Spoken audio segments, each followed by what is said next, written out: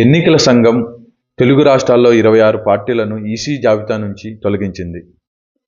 ఎన్నికల సంఘం వద్ద పేరు నమోదు చేసుకొని గుర్తింపు పొందని పార్టీలను దేశంలో దాదాపు 474 పార్టీలను ఈసీ జాబితా నుంచి తొలగించింది.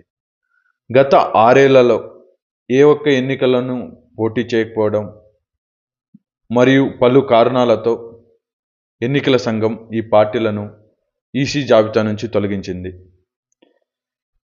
మన రాష్ట్రంలో ఆంధ్రప్రదేశ్ మరియు తెలంగాణ రాష్ట్రాలలో దాదాపు 26 పార్టీలు ఈ జాబితాలో ఉన్నాయి.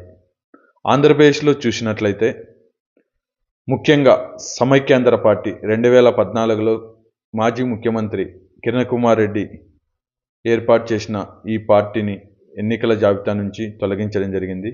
అదేవిధంగా రాయలసీమ పరిరక్షణ సమితి పార్టీ, ఇక తెలంగాణలో చూసుకుంటే లోక్సత్తా పార్టీ మాజీ ఐఏఎస్ జయప్రకాష్ నారాయణ గారు స్థాపించిన ఈ పార్టీ కూడా తొలగించిన జాబితాలో ఉంది.